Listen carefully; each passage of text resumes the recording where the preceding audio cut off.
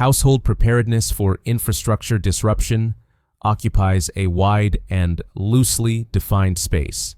It includes concerns related to power outages, severe weather events, grid instability, and broader system failures that interrupt access to electricity, heating, water distribution, food supply, and communication networks. Responses to these concerns generally fall into effort-intensive categories.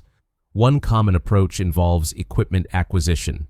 This may include generators, fuel storage, solar installations, battery systems, and specialized electronic protection devices. While these options can provide redundancy, they often require upfront financial investment, technical setup, ongoing maintenance, and regular testing to remain functional. Another category focuses on emergency kits and pre-assembled survival products. These typically consist of packaged food, water pouches, medical supplies, lighting tools, and instructional inserts. While accessible, these kits are usually designed for short-duration events and rely on consumables that must be replaced or replenished over time. A third approach centers on education and skills development. This includes preparedness manuals, training courses, workshops, and online content that explain how to operate without modern utilities. These resources often demand time, interpretation, and the ability to adapt instructions to specific living environments. Across all approaches, a recurring point of friction is complexity. Preparedness systems can become fragmented with separate solutions for heat, water, food, lighting, and security.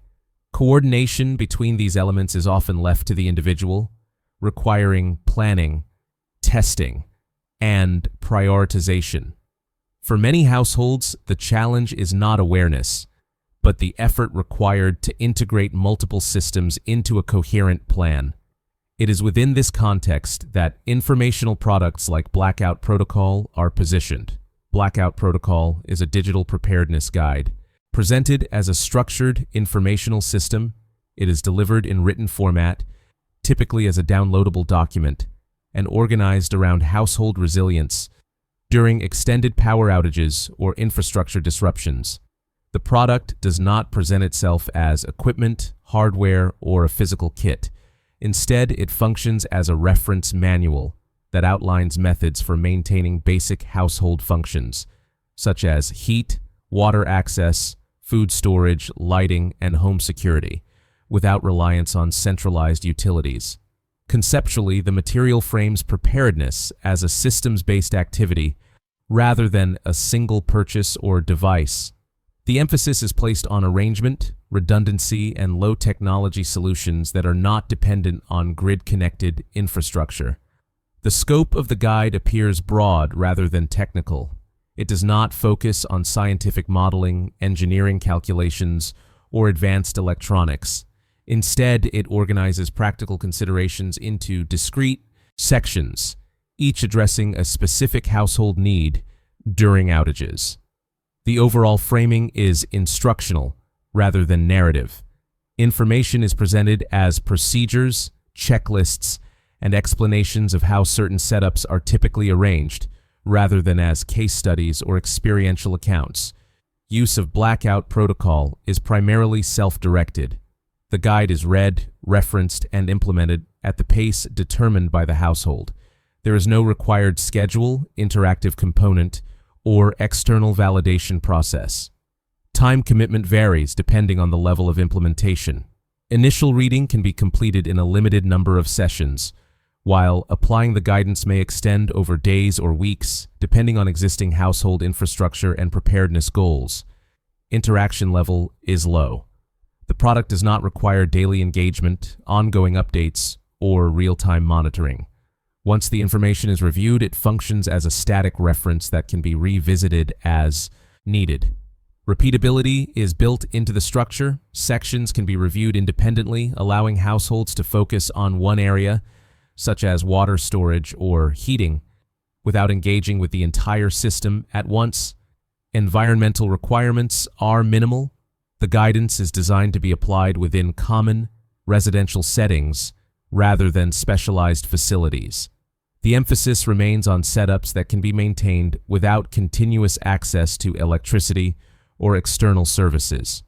Blackout Protocol logically fits individuals or households who prefer informational preparation over equipment-heavy solutions. It may appeal to those who want an overview of how preparedness systems are commonly structured without committing to high-cost installations. The product aligns with users who value simplicity and predictability in preparation. Because it relies on established methods rather than advanced technology, it may suit those with limited tolerance for complex setups or ongoing maintenance requirements. It may also be relevant for individuals who want a consolidated reference rather than multiple fragmented resources. By organizing different preparedness categories into a single framework, the guide reduces the need to cross-reference numerous external sources. Conversely, the product may not suit individuals seeking highly customized solutions tailored to specific geographic, architectural, or regulatory conditions. It also may not appeal to those who prefer hands-on training, interactive simulations, or professionally installed systems. Households already heavily invested in advanced preparedness infrastructure may find the material redundant rather than supplementary. In comparison to equipment-based preparedness options, Blackout Protocol occupies a lower effort, lower complexity position. It does not replace generators, solar arrays, or commercial systems, but instead describes how households typically organize resilience without those dependencies. Relative to technical manuals or professional training programs, the product trades depth and specialization for accessibility. The information is presented in plain terms, prioritizing clarity over exhaustive detail. Compared to short-term emergency kits, the guide focuses less on immediate response and more on sustained living without grid support. However, it does not attempt to model long-term survival scenarios or extreme conditions. Overall, Blackout Protocol positions itself as a reference framework rather than a comprehensive solution. It emphasizes consistency and organization over customization and optimization. The material remains static, informational, and non-interactive, serving as a point of orientation rather than a definitive endpoint. The system, as presented, exists alongside other preparedness options rather than replacing them, leaving integration decisions to the user.